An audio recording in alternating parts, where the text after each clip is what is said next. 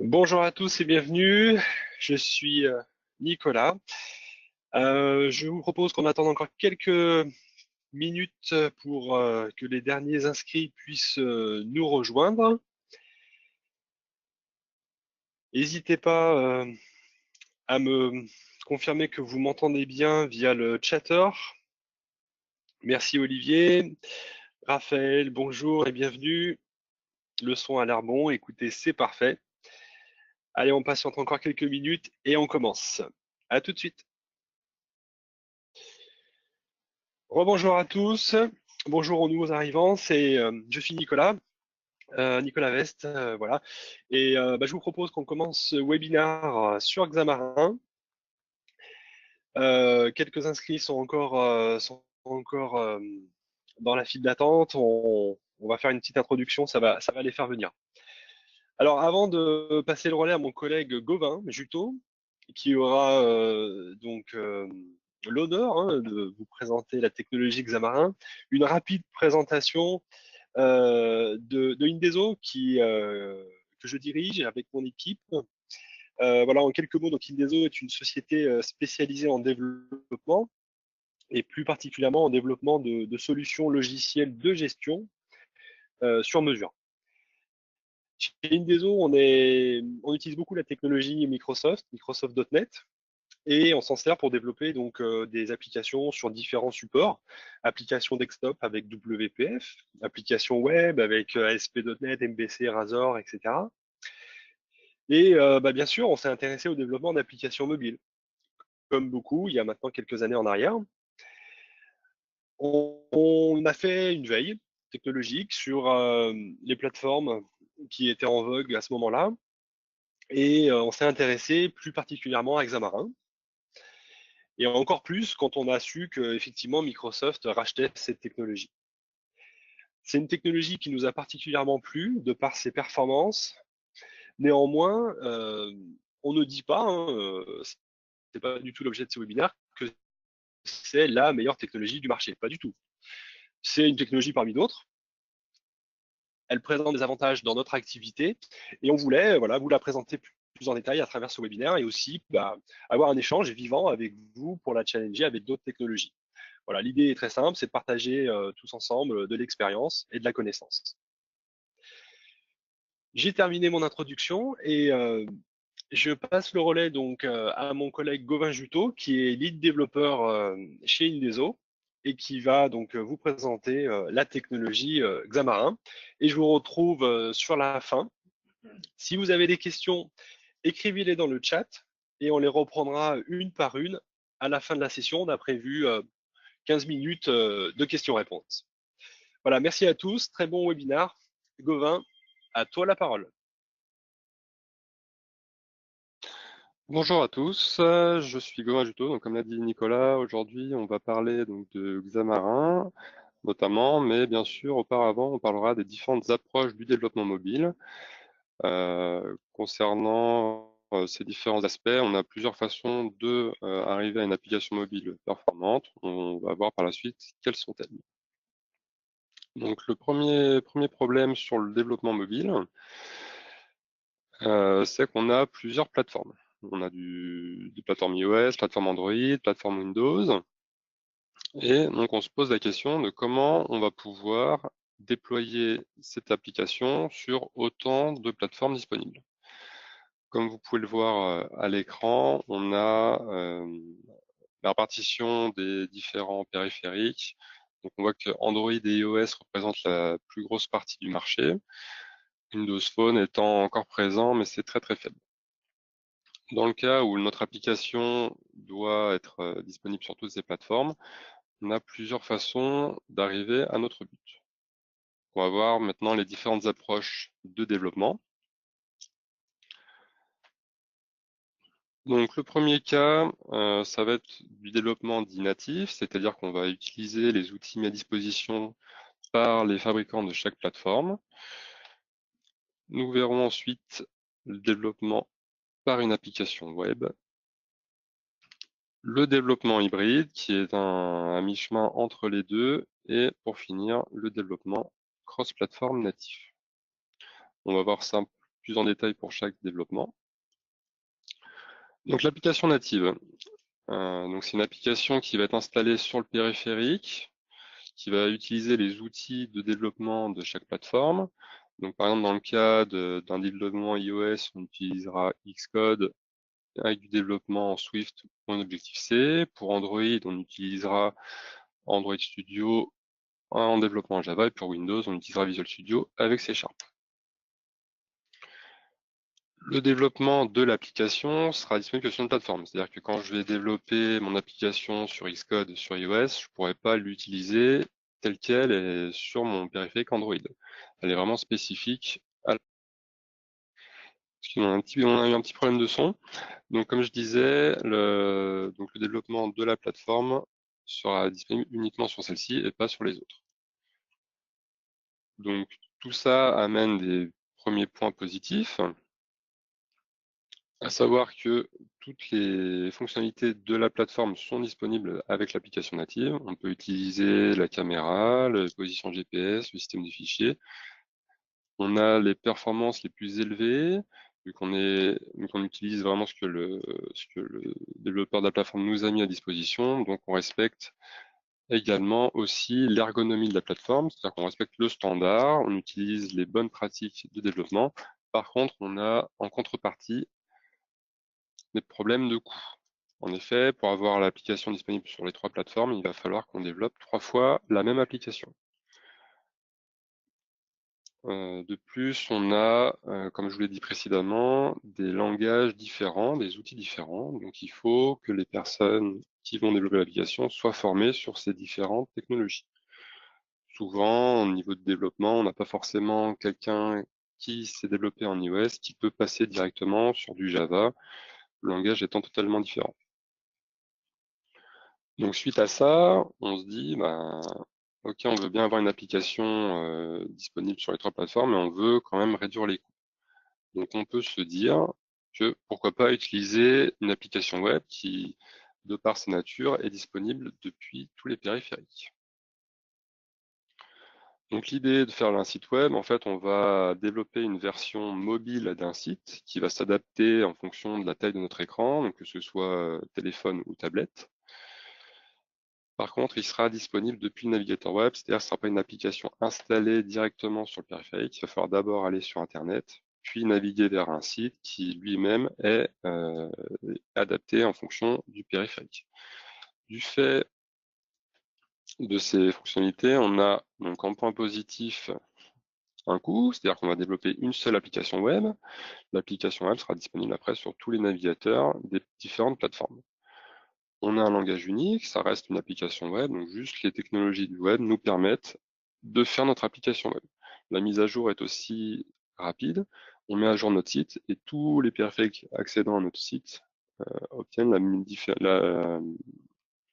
mise à jour soit d'un bug, soit d'une nouvelle évolution. Alors pour une application native, il faut déployer 3 nouvelles applications qu'ensuite les utilisateurs le téléchargent pour avoir les mises à jour. Cependant, avec tout ça, on a quand même pas mal de points négatifs. Donc on voit par exemple que si on n'a pas Internet, on ne va pas pouvoir accéder à l'application. Vu que l'application est disponible uniquement sur le web, forcément sans connexion, on ne va pas pouvoir y accéder. Elle est peu ergonomique dans le sens où on a quand même des rafraîchissements de pages qui doivent se faire. Donc on n'est pas dans une navigation fluide comme on a l'habitude dans une application mobile classique. On n'a pas accès aux API, donc typiquement, si on demande à avoir la position GPS de l'utilisateur, on aura la position, mais par l'adresse IP qui n'est pas très précise. Par exemple, évidemment, système de fichiers du périphérique, on n'y aura pas accès, à la galerie de photos, etc. Donc on obtient finalement une expérience utilisateur qui est très faible, malgré que en termes de coût, etc., on est plutôt pas mal. Donc, on va se porter maintenant sur l'hybride, qui est un petit peu qui prend un petit peu le meilleur des 2 approches qu'on a vues précédemment, à savoir le natif et l'application web. Donc, ça reste au final une application web développée avec les technologies du web classique. Cependant, en fait, l'application web est elle-même embarquée dans un conteneur natif qui va dialoguer avec le périphérique. C'est-à-dire que notre application dialogue avec le conteneur qui lui-même dialogue avec le périphérique, par exemple pour récupérer position GPS, etc. Donc c'est ce type d'application, comme pour l'application web, est intéressante au niveau du coût, ça reste qu'une seule application à développer. Le langage unique, comme pour l'application web, on reste dans des technologies classiques. Cependant, il y aura juste à avoir quelques connaissances pour dialoguer avec ce conteneur natif. Ce conteneur, les technologies évoluent de plus en plus. L'accès à toutes les API deviennent de plus en plus étendu. Cependant, on n'a pas forcément accès à toutes les API dès que les nouvelles fonctionnalités sortent. Ça grandit de plus en plus, mais on a accès à la plupart des API qui sont les plus utilisées. Cependant, on a quand même encore des petits soucis sur toutes les API. On reste tout de même sur une application web. La navigation reste quand même moins fluide qu'une application native. Ça reste tout de même utilisable, hein. Je dis que c'est moins fluide, mais voilà, on reste quand même dans de l'utilisation classique, ça fonctionnera bien, pas de souci. L'ergonomie également, quand on va développer une application hybride, le rendu sera le même qu'on soit sur Android ou sur iOS. Donc on va avoir des standards d'application qui ne seront pas forcément respectés, des contrôles qui ne seront pas les natifs existants sur le périphérique. Ils ressembleront, mais voilà, on ne sera pas sur les vrais contrôles disponibles sur une application native. Donc, quelques exemples d'applications hybrides, donc PhoneGap, Cordova, Ionic. Évidemment, il en existe plein d'autres.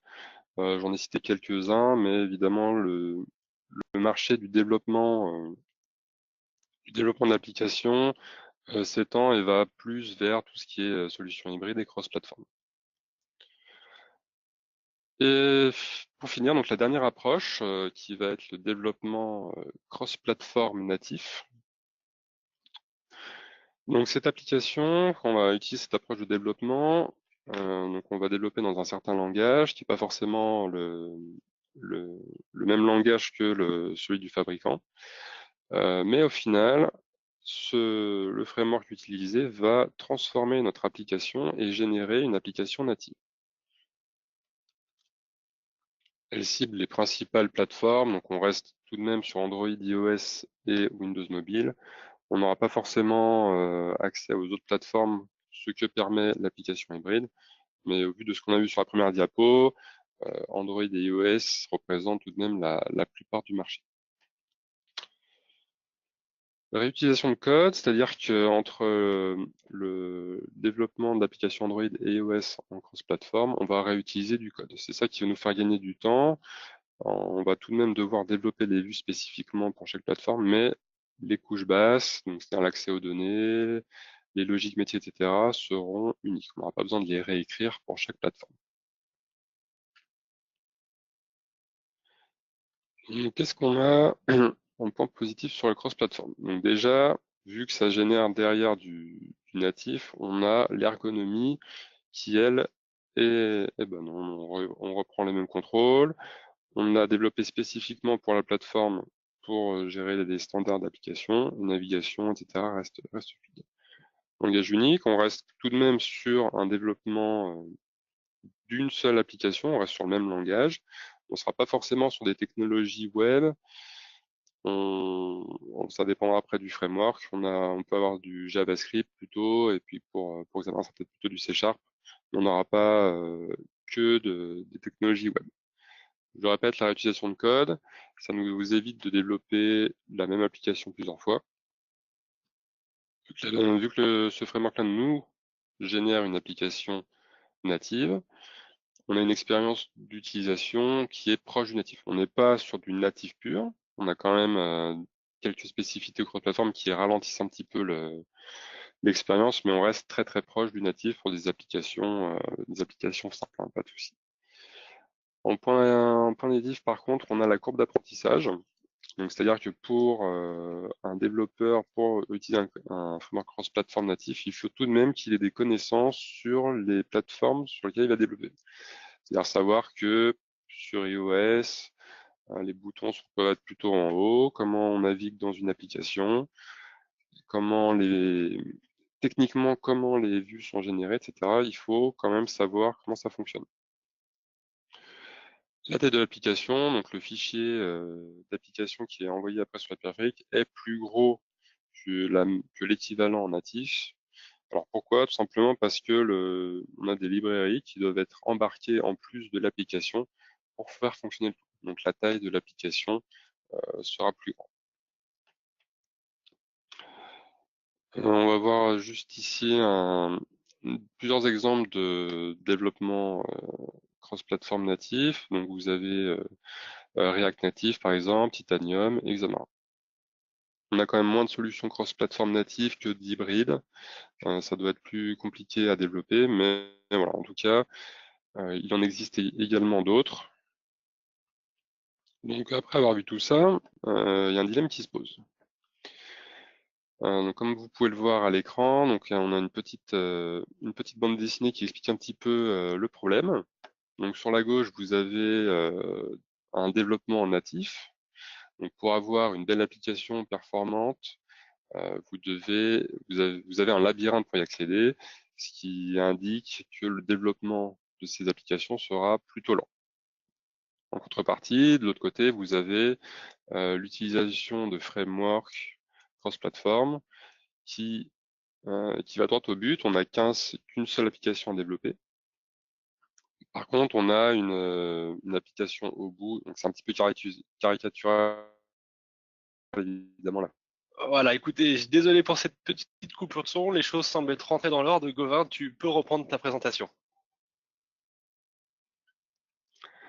Ok, donc comme je disais, chez Ndeso, on a étudié un petit peu tous les différents frameworks disponibles. On voulait absolument éviter d'avoir à redévelopper d'applications qu'on a de plateformes. Donc on a plutôt cherché à savoir qu'est-ce qui était disponible, donc entre l'hybride et le cross-platform natif.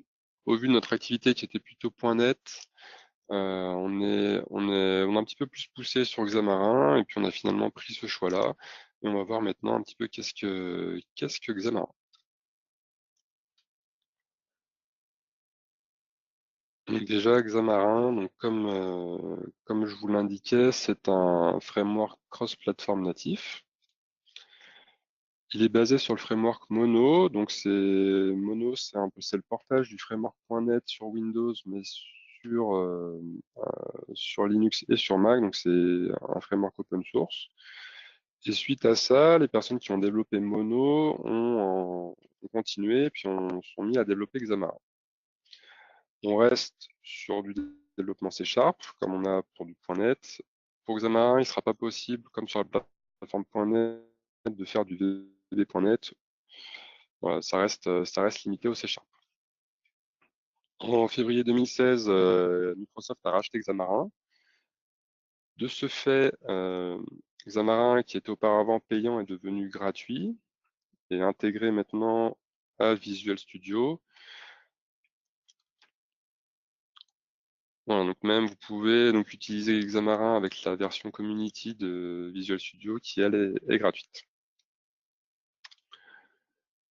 Donc Xamarin propose deux approches de développement différentes.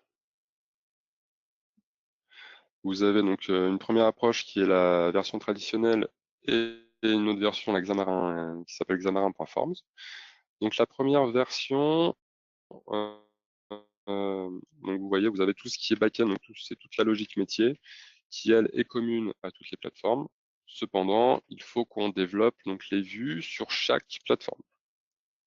Donc l'écran de login, par exemple, de l'application pour iOS devrait être fait avec un storyboard classique de développement Xcode. Ensuite, pour Android, on va devoir gérer les layouts comme on fait sur une application Android. Et pour Windows, on va devoir avoir notre fichier XAML. Une fois que toutes les vues sont faites, la gestion de savoir est-ce que le login mot de passe est correct, est-ce qu'on est bien connecté, etc., tout ça est à faire qu'une seule fois. Donc cette approche est plutôt utilisée pour les applications complexes où on a beaucoup d'écrans et où la navigation est différente en fonction de chaque plateforme. on se retrouve à environ 60% de code réutilisable et 40% de spécifiques pour chaque plateforme. De l'autre côté, on a donc l'approche Xamarin Form qui est nouvelle, qui évolue, qui permet en fait d'avoir des vues partagées. C'est-à-dire que sur l'écran, on va dire bah là j'aimerais un bouton, et puis en fonction de la plateforme sur laquelle on est, le bouton sera visuellement comme sur iOS ou comme sur Android. Cependant, on est assez limité sur la façon dont on veut organiser. Si on veut quelque chose de très spécifique pour une plateforme, il va falloir refaire la vue entièrement. Donc c'est pratique pour les applications simples où par exemple on a des formulaires, des listes, des fiches, pas trop d'éléments graphiques. On est à environ, si on utilise Xamarin Form, environ 90% de code réutilisable et 10% de très très spécifique. Donc, au niveau de la réutilisation de code, comme je vous le disais, on va reprendre la logique métier.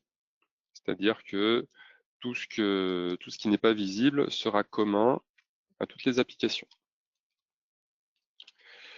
Vu qu'on est sur un environnement .NET, on pourra réutiliser des librairies qui proviennent d'autres applications. Typiquement, si on a développé une intégration avec une CRM, par exemple, on a développé ça sur une librairie .NET pour un autre projet, on pourra la récupérer et la réutiliser dans notre projet Xamarin. Il faut cependant juste qu'elle soit soit développée en .NET standard ou alors dans une PCL, donc qui est une portable class librairie qui permet d'être utilisée sur toutes les plateformes. Xamarin étant développeur natif, on a accès à un store de plugins qui nous permet d'avoir accès typiquement au niveau de batterie, à la connexion Internet, est-ce qu'on est connecté ou pas, au GPS, etc. Xamarin nous propose différents plugins. Cependant, la communauté aussi peut très bien développer ses propres plugins et qu'il met ensuite à disposition sur la plateforme NuGet. Les plugins sont développés spécifiquement pour chaque plateforme. Au niveau de Xamarin, quand on va télécharger un plugin, on va, en fonction du type de projet, il va réussir à nous les créer sans problème. Utilisation des émulateurs natifs, c'est-à-dire que on peut soit développer à l'aide de notre téléphone, de notre tablette, mais on peut aussi utiliser les émulateurs natifs. Donc typiquement, on a un émulateur Android qui utilise le SDK Android qui est utilisé.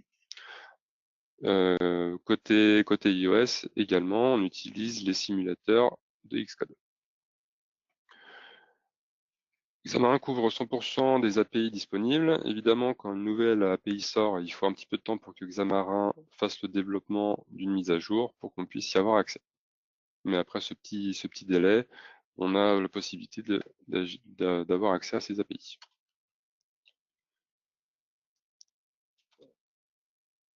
Donc, Xamarin nous permet de développer donc, pour la plateforme iOS, donc que ce soit sur iPhone, iPad, sur l'Apple Watch et l'Apple Télé. Sur Android également, donc smartphone, tablette et Android Wear, donc sur la montre Android. Pour ce qui est lié à Windows Mobile, étant donné que Windows Mobile de base utilise Visual Studio, il y a une petite intégration qui est faite, mais vu qu'on est déjà dans l'environnement Microsoft, etc., donc on peut évidemment développer sur Windows Mobile. Également, bon, c'est pas lié au développement mobile, mais on peut développer aussi sur Mac. Donc malgré là, tous les avantages qu'on a pu voir sur Xamarin, on va voir quand même qu'il y a quelques limites. Donc premièrement, la taille de l'application. Donc comme je vous l'ai dit auparavant, en fait, le framework Mono est embarqué dans l'application. Donc pour une simple application qui affiche juste un Hello World, par exemple, on est déjà sur une dizaine de mégas potentiellement. Par défaut, il prend tout le framework. On peut cependant lui préciser spécifiquement quelles sont les librairies embarquées pour éviter d'avoir une grosse application. Pour le développement iOS, un Mac est obligatoire. Visual Studio en fait dialogue avec le Mac pour générer l'application iOS et aussi pour nous permettre de développer les vues. Donc sans Mac, avec Xamarin, on ne peut pas développer d'application iOS. Cependant, on n'est pas le fait d'avoir le Mac, il suffit juste d'avoir le Mac sur le réseau, on n'est pas obligé de développer sur le Mac directement pour faire l'application, c'est possible, mais on peut très bien tout faire sur un poste Windows. La courbe d'apprentissage aussi également, je vous le reprécise, donc on verra juste après. Le développement des vues avec Xamarin, il faut savoir comment fonctionne par exemple le storyboard sur iOS. On a beau savoir développer en .NET, si on ne connaît pas la façon dont l'application iOS s'articule, on va pas pouvoir directement développer ça. Donc c'est quelque chose qu'il faut apprendre au fur et à mesure. Idem pour Android évidemment.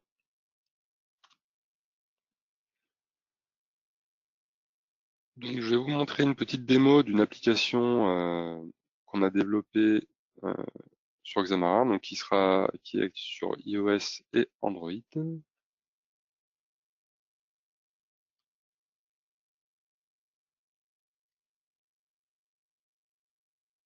Hop. Donc on va attendre que ça apparaisse. Voilà, donc sur la gauche, vous avez donc une application Android. Donc là, j'ai pris la main sur mon téléphone qui est un Samsung Galaxy S5. Et sur la droite, vous avez un émulateur de iPhone 6. Donc c'est une application qui affiche une liste de tâches. Et quand vous cliquez sur la tâche, vous avez le détail. Donc je le fais sur les deux en même temps. Donc là déjà, vous voyez qu'au niveau visuel, on a déjà des petites différences. L'affichage par exemple sur iOS s'articule sur une grille. Sur Android, on est sur des contrôles à la suite. Vous voyez que le switch pour dire s'il y a un rappel ou non n'est pas le même. On reste sur les contrôles natifs. Il n'y a pas de souci. Vous voyez également sur le haut de l'écran, vous avez donc la barre de navigation. Sur iOS, vous avez le rappel de la vue précédente avec mes tâches. Si on clique dessus, on revient à la page d'avant, que vous n'avez pas sur Android. Et également, si vous voulez ajouter de nouvelles tâches, donc soit pour Android, on a le bouton qui est en haut à droite, et pour Android, on a le bouton qui est en bas à droite. Donc là, je vais ajouter une nouvelle tâche pour aller voir la rediffusion. Je me mets un petit rappel. Donc une fois que j'ai validé, je peux enregistrer ma tâche. On voit qu'elle apparaît bien en dessous. Si je fais pareil sur iOS, je vais ajouter une nouvelle tâche.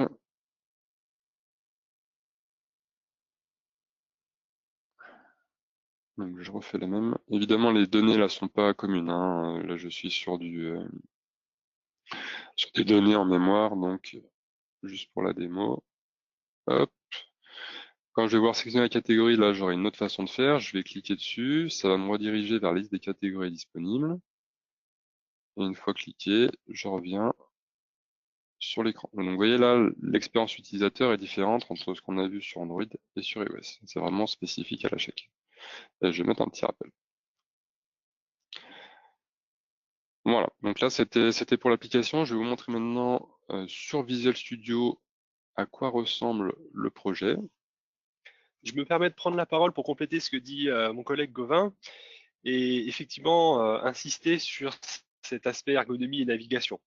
Vous l'avez compris, mais vous le saviez sans doute déjà, avec du natif et du cross-platform, on est vraiment sur une ergonomie, une navigation native. Et en fonction de la cible, des utilisateurs cibles, c'est une vraie question à se poser. Parce que quand on est utilisateur iOS, on a pris certaines habitudes. Et c'est pas toujours facile de se retrouver dans un autre environnement, comme par exemple Android. Je parle de mon cas personnel, hein, j'étais en démo client l'autre jour, et puis c'était sur Android. Et habituellement, moi, je suis plutôt utilisateur iOS. Bon, je suis de la partie, donc je m'y suis retrouvé, mais j'avoue que naturellement, c'était pas inné, quoi. Et donc, dans le cadre de l'entreprise, et quand on déploie par exemple une application mobile pour une flotte de techniciens, si cette population est plutôt habituée à utiliser du périphérique Android, on va avoir un vrai intérêt à leur mettre à dispo une expérience de navigation native Android, plutôt que de leur fournir une application dite hybride ou web qui ne reprendra pas forcément toujours les standards. À l'inverse, dans notre cas, ça n'a pas forcément d'intérêt, mais en tout cas, c'est vraiment, je pense, un critère important. C'est pour ça que je me permettais de le repréciser. Gauvin, je te rends la parole. Ça marche. Alors, on va voir maintenant dans Visual Studio à quoi ça ressemble. Donc, vous avez, alors on va attendre que ça apparaisse. Voilà, vous avez sur le menu de droite, ici, la solution de notre projet. Donc, vous pouvez voir qu'on a 3 projets. Donc, un projet Android et un projet iOS. Donc, ces 2 projets vont contenir les différentes vues de notre application. Et on a ici un projet qui s'appelle Core, qui contient en fait toute la logique métier.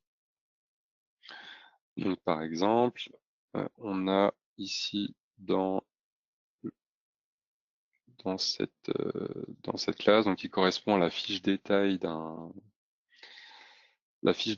d'une tâche. J'ai ici, en fait, à la validation, qu'est-ce que je fais? Donc, je récupère ma tâche, en fonction de si elle existe déjà ou non, je la mets à jour ou je l'ajoute. Donc ça, ce traitement-là est fait une seule fois, j'ai pas besoin de le redévelopper. Ensuite, concernant les vues, donc si je prends par exemple ici mon storyboard, donc j'ai bien ma vue native avec mon vrai bouton, avec mes différentes contraintes que j'ai dû définir. Ça reprend dans Visual Studio l'éditeur de vue qu'on a sur Xcode. En fait, donc Xamarin qui est installé là sur mon Visual Studio dialogue avec le Mac pour avoir le rendu visuel. Et même principe pour Android. Donc pour ceux qui connaissent un petit peu Android, on a un dossier ressources qui va contenir donc un dossier layout par exemple. Et si je reprends ma vue détail,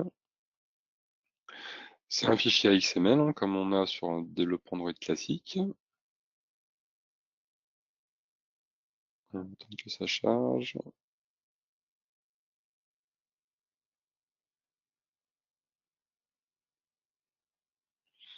Non, ça a fait des mots.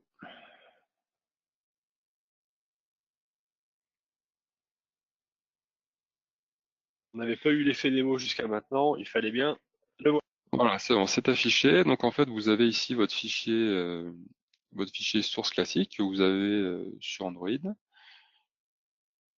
Donc ça reste un fichier XML comme d'habitude avec des relative layouts, des linear layouts, des text view, etc. Vous avez un petit designer qui vous montre un petit peu à quoi va ressembler votre vue, donc vous pouvez vous ajuster en fonction.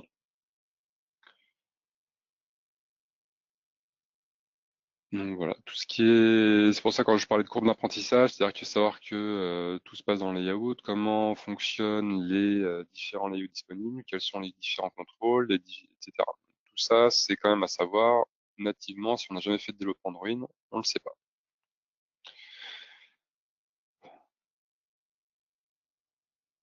Donc maintenant quelques exemples d'applications qu'on a pu faire chez nos clients.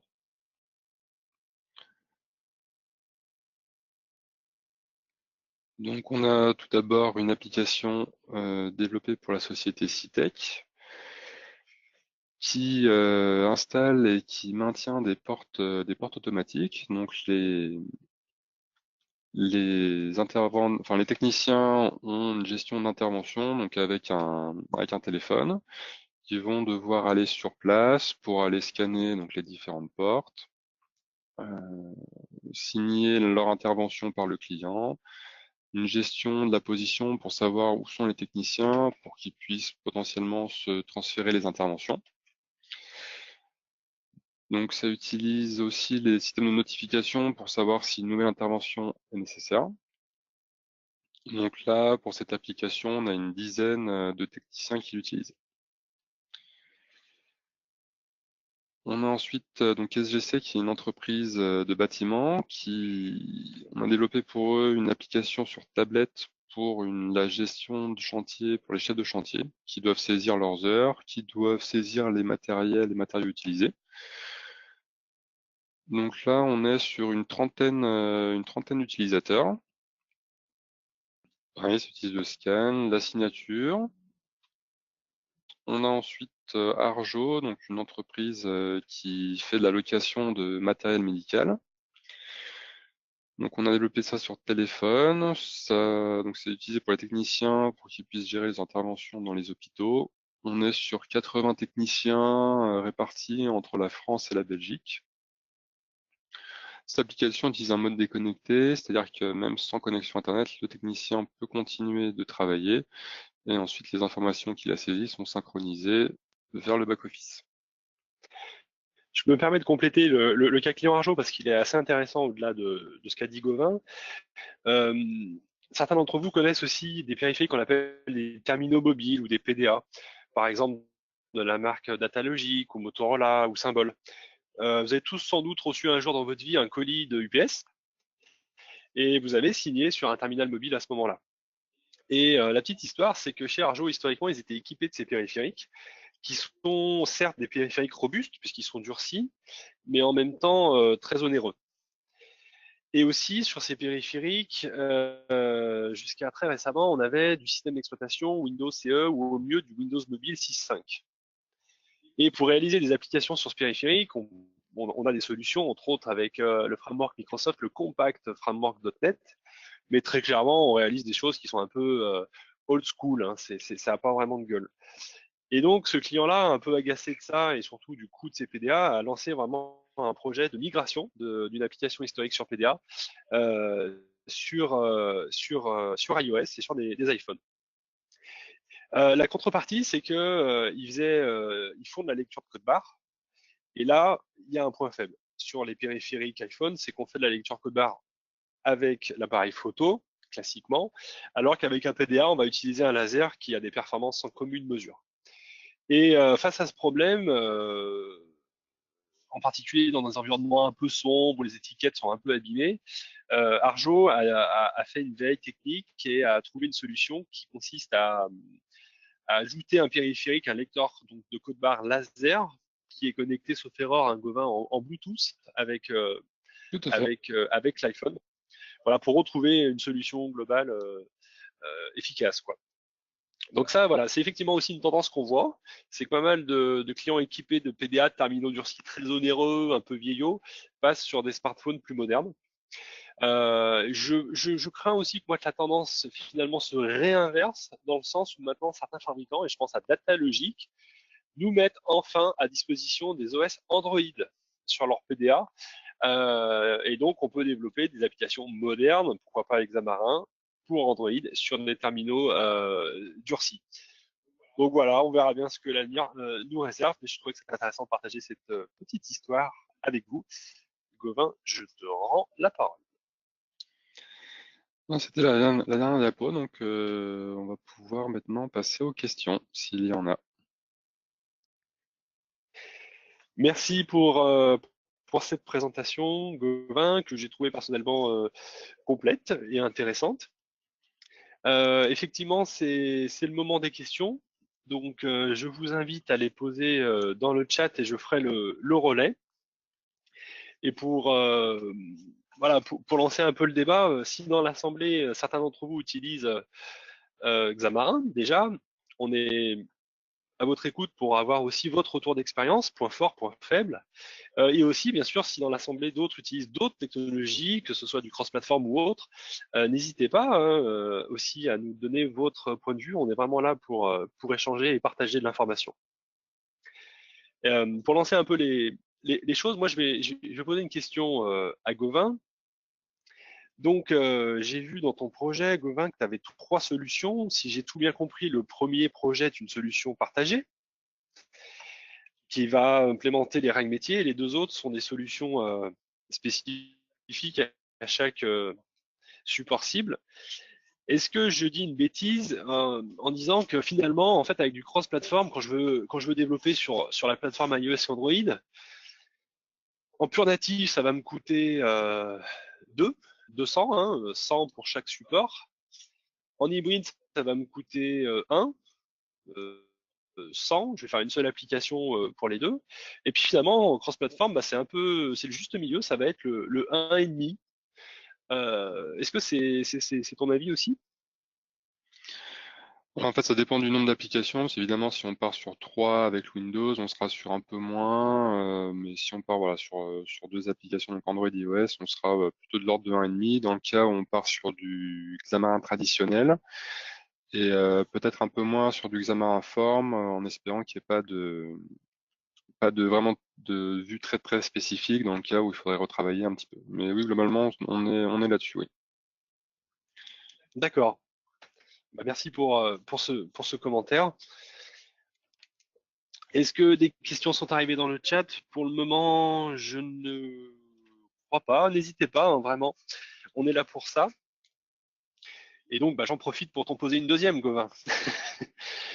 Euh, Tu nous as parlé de Xamarin.forms comme étant, si j'ai bien compris, une méthode de développement avec Xamarin qui, là, s'approche vraiment du développement hybride, puisqu'en fait, des formulaires vont s'auto-générer. Est-ce que c'est bien ça? Et finalement, de ton point de vue, aujourd'hui, qu'est-ce qui fait encore la différence entre du pur natif ou de l'hybride avec du Xamarin Forms? Donc l'hybride, peu importe ce qui va se passer, ça générera la même interface. Xamarin Form va lui-même s'adapter en fonction de la plateforme. C'est-à-dire par exemple, une liste d'onglets, on va définir, voilà, notre application, elle est sur une liste d'onglets. Quand elle sera sur iOS, les onglets seront plutôt en bas, et sur Android, les onglets seront plutôt en haut.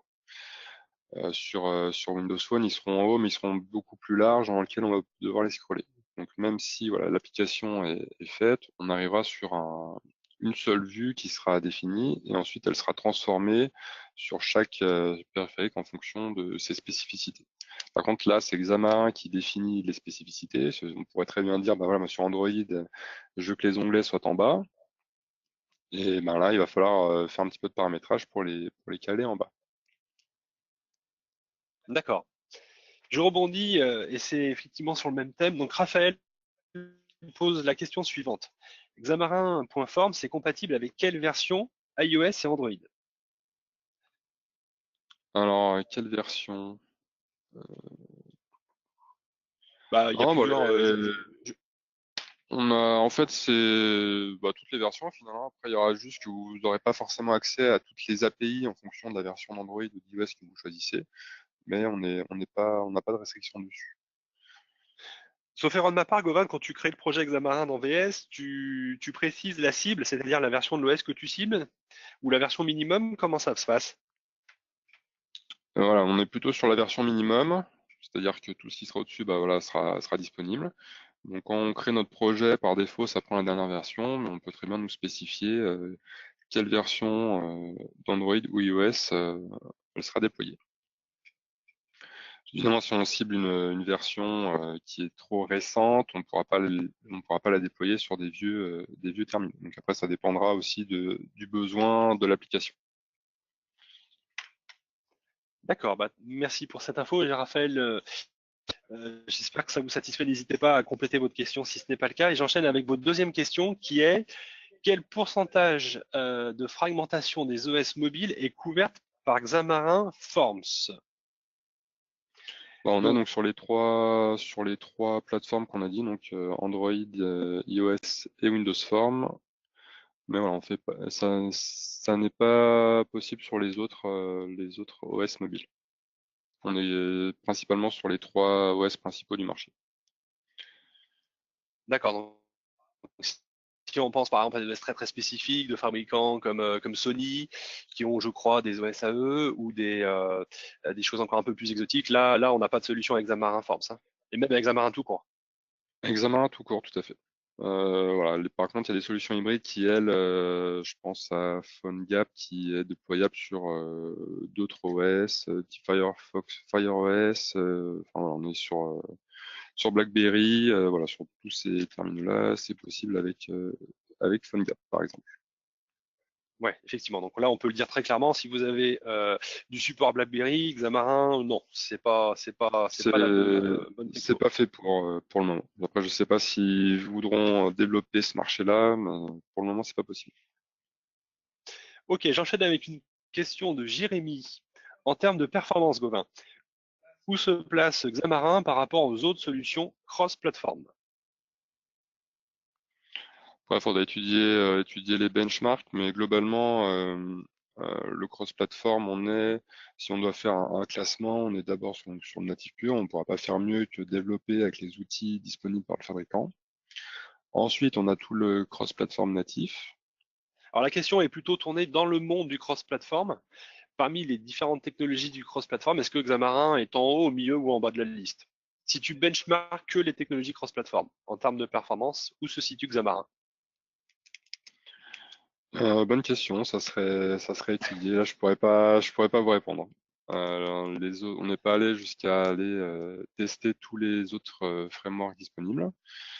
Donc là, je pourrais pas vous répondre sur cette question. Bon, eh bien, on tâchera de tester ça et puis Jérémy, on vous transmettra l'info a posteriori. Effectivement, si mes souvenirs sont bons, on a benchmarké entre techno, deux domaines différents, mais pas sur les mêmes,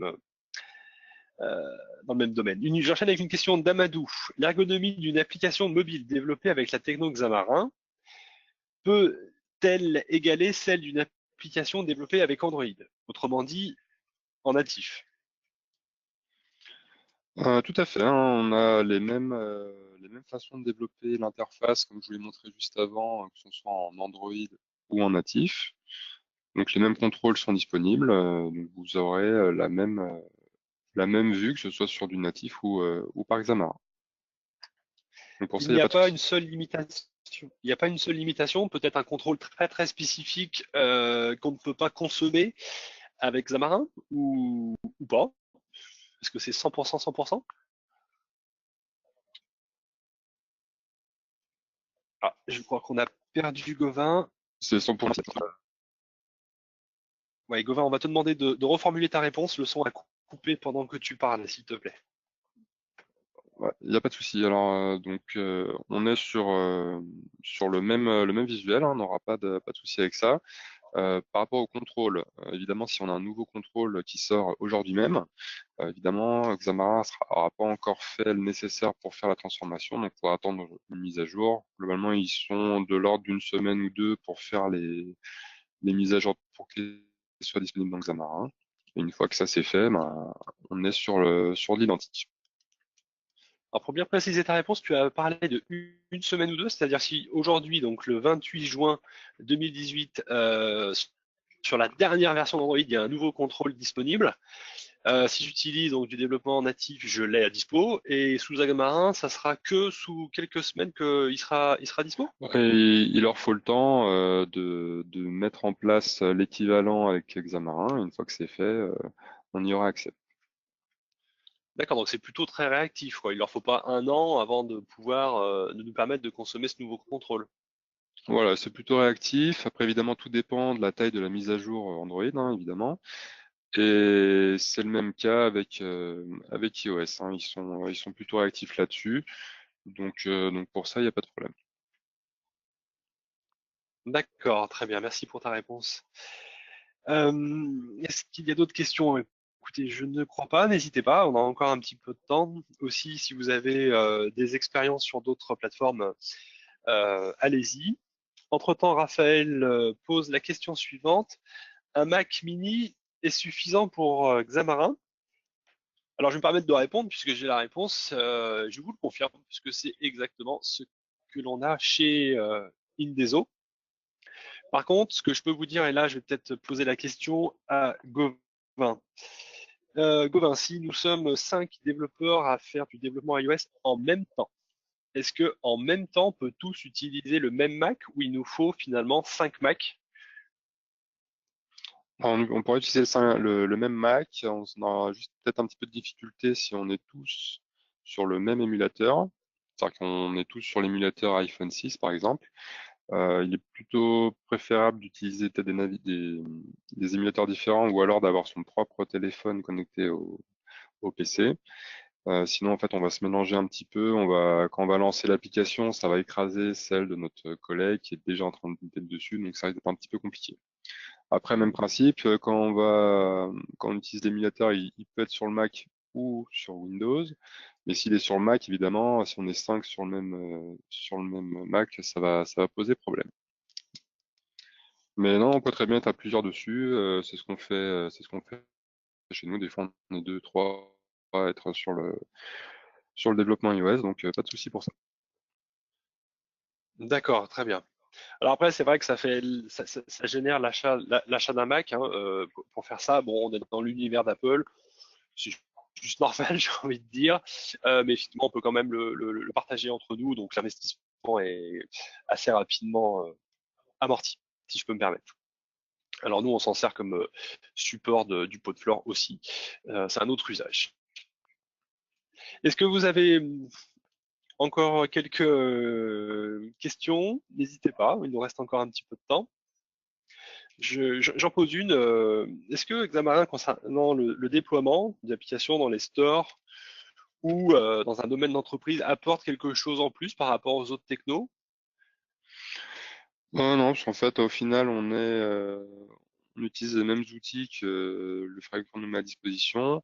Cependant, ce que Xamarin peut apporter aussi, je l'ai pas précisé en présentation, mais Xamarin possède un cloud de test d'application. Donc, on peut déployer notre application sur un panel très large de périphériques et leur demander de tester notre application. Donc, ça va être testé par des robots pour voir s'il y a des bugs qui sont remontés, etc. Mais sinon, le déploiement se fait de la même façon que une application native. Merci, Gauvin. Amadou nous pose une question. Quelles sont les meilleures sources pour apprendre la techno Xamarin? Plateforme de formation en ligne, plateforme en salle. Gauvin, qu'est-ce que tu en penses? Vous avez directement la doc en ligne de Xamarin qui propose des exemples plutôt complets sur chaque plateforme, qui vous explique comment déployer, qui vous explique tout. Et puis après, si ça ne vous aide pas, vous avez aussi un programme qui s'appelle Xamarin University qui met à disposition des vidéos de formation. Donc avec tout ça, vous devriez pouvoir arriver à faire votre techno. Par contre, il faut aussi, je pense, avoir un petit peu de formation sur les plateformes iOS et Android. C'est un petit peu expliqué sur les docs Xamarin qui vous redirigent ensuite vers les docs officiels du fabricant. Mais voilà, c'est quelque chose aussi qu'il faut bien prendre en compte, hein. Comme je le disais, la courbe d'apprentissage est assez complexe. C'est pas juste en connaissant .NET qu'on peut directement sortir une application Xamarin. Effectivement, c'est pour en particulier développer les vues où là, bon, bah, c'est du natif, donc il faut C'est quand surtout même là-dessus, avoir ouais. une petite maîtrise de ça, ouais, effectivement. Après, c'est effectivement le prix à payer, bien sûr, et ça, on peut pas s'en passer pour avoir quand même de l'ergonomie, la meilleure ergonomie possible, quoi. Gauvin, est-ce que je dis une erreur en disant que l'Xamarin University, c'est payant? Alors, je crois que c'est pas grand-chose, mais c'est quand même payant, n'est-ce pas? Alors, on a des vidéos gratuites et d'autres payantes. Donc, les basiques, entre guillemets, sont gratuites. Il faut juste se connecter avec un compte Microsoft dessus. Et après, pour aller un peu plus avancé, il faut payer. Après, j'ai pas les prix en tête, mais oui, ça reste Ça raisonnable. raisonnable, je crois. Formation pro, ouais, tout à fait. Je me permets de compléter la réponse en disant que vous connaissez sans doute, il existe un site que je trouve personnellement excellent, qui s'appelle Plural Site. C'est de la formation en ligne pour développeurs, sur lequel on trouvera aussi des cursus de formation autour de Xamarin, mais même sur d'autres domaines comme le .NET au sens large ou la base de données SQL Server et d'autres.